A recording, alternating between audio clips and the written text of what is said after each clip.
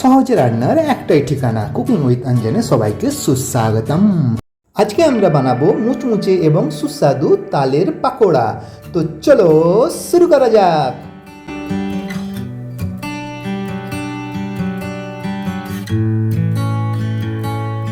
তালের পাকোড়া বানানোর জন্য আমি বাজার থেকে দুটো তাল কিনে এনেছি এবং সেগুলোকে ভালোভাবে ধুয়ে নিয়েছি। এইবার এগুলিকে আমরা ভালোভাবে চটকে নিয়ে এখান থেকে নির্যাসটি বের করে নেব, যেটি আমি আগের ভিডিওতে দেখিয়েছি। এটি আমি ডেসক্রিপশন বক্সে লিঙ্কটা দিয়ে দিলাম, আপনারা দেখে নেবেন। এইবার এই নির্যাসটি থেকে আমরা তালের পাকোড়া বানাবো। এই পদ্ধতির জন্য প্রয়োজন হবে তালের নির্যাস, আটা, সুজি এবং চিনি। প্রথমেই আমরা আটার সাথে সুজিটা মিশিয়ে নেব। আমি আটা নিয়েছি 250 থেকে 300 গ্রাম খানেক, তার সাথে সুজিটা মিশিয়ে নিলাম। এরপরে চিনি মিশিয়ে নিচ্ছি। সুজি এবং চিনি মেশানোর পরে এটিকে ভালোভাবে মিশিয়ে নেব শুকনো অবস্থাতেই। দেখুন আমি এখন শুকনো অবস্থাতেই মিশিয়ে নিচ্ছি। এইবার এটাতে কিন্তু কোনো জল যোগ করব না, এটিকে মাখা হবে পুরোপুরি ওই তালের নির্যাসটি দিয়ে। দেখুন আমি প্রয়োজন মতন তালের নির্যাসটি নিচ্ছি, এবং কেন প্রথমেই একসাথে অনেকটা নিচ্ছি না, কারণ এখানে যে লেইটা মাখা হবে সেটা কিন্তু একটু শক্ত শক্ত মাখতে হবে, নাহলে পাকোড়া ঠিকঠাক বানানো যাবে না। ওই জন্য প্রথমে আমি কিছুটা নিয়ে ভালো করে মেখে নিলাম, এবং তারপরে প্রয়োজন মতন আমি এর সাথে আবার তালের রস বা তালের নির্যাস যোগ করব। দেখুন এখন আমি মেখে নিচ্ছি।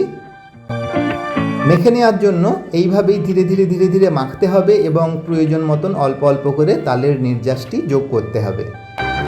তালের নির্যাস যোগ করছি এবং ধীরে ধীরে মাখা চলছে। দেখুন আরেকটু তালের নির্যাস দিলাম, এরপর ভালোভাবে আবার মেখে নেব।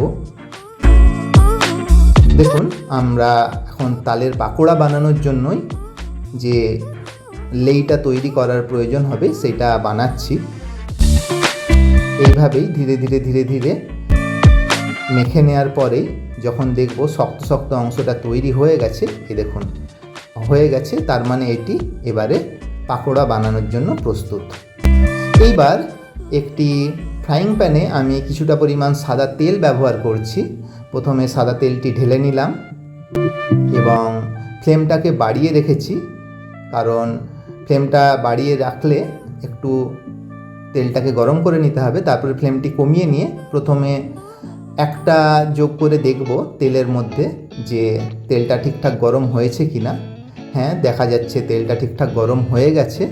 এইবার আমি পাকোড়াগুলিকে গরম তেলে ভেজে নেব। দেখুন আমি ওই যে লেইটি বানিয়েছিলাম সেটি দিয়েই পাকোড়াগুলি বানিয়ে নিচ্ছি। একটু একটু করে পাকোড়াগুলো সমস্ত যতটা ফ্রাইং প্যানে জায়গা রয়েছে সেই অনুযায়ী আমি পাকোড়াগুলি ভেজে নেব। এবং আমি কিন্তু একবারে ডুবো তেল ব্যবহার করব না, কারণ অতিরিক্ত তেল ব্যবহার করলে সেই তেলটা তো একবারে শেষ হবে না। তাই একবার তেলকে অতিরিক্ত বার গরম করলে বা বারবার গরম করলে সেইটি স্বাস্থ্যের জন্য ভালো থাকে না, তাই জন্যই। এবং প্রয়োজন মতন এক্ষেত্রে আমি ফ্লেমটা বাড়িয়ে নেব বা কমিয়ে নেব। দেখুন এখন আমাদের তালের পাকোড়া ভাজা চলছে। তালের পাকোড়াগুলিকে এইভাবে ভেজে নেব, এবং এতে আমি কোনোভাবে কোনো ফুড কালার ব্যবহার করিনি।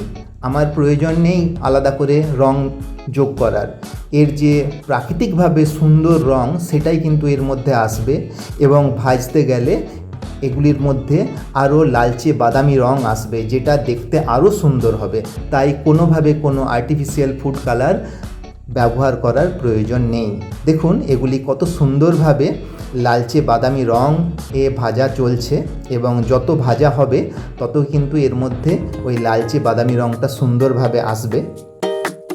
এখন আমাদের পাকোড়া ভাজা চলছে। দেখুন সুন্দর লালচে বাদামি রংটা আসছে, এবং এক্ষেত্রে প্রয়োজন মতন ফ্লেম বাড়িয়ে বা কমিয়ে নিয়ে আমরা এগুলিকে ভাজতে থাকব।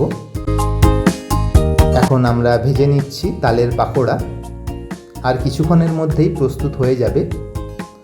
দেখুন আমাদের তালের পাকোড়া ভাজা চলছে।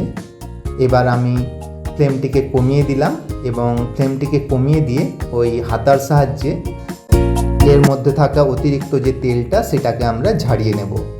কন্টেন্টটা ভালো লাগলে চ্যানেলটা সাবস্ক্রাইব করবেন, লাইক করবেন, শেয়ার করবেন, আর হ্যাঁ, বাড়িতে বানিয়ে আপনাদের মূল্যবান মতামত কমেন্ট বক্সে জানিয়ে দেবেন।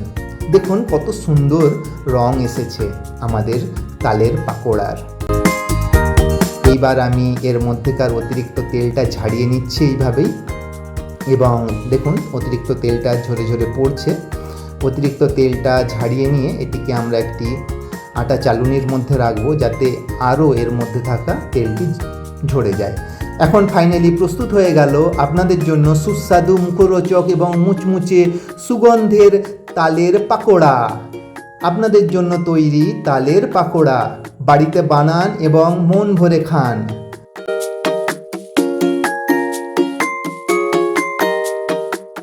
ভিডিওটি শেষ পর্যন্ত দেখার জন্য আন্তরিক ধন্যবাদ। খুব শীঘ্রই দেখা হচ্ছে অন্য কোনো রেসিপি নিয়ে।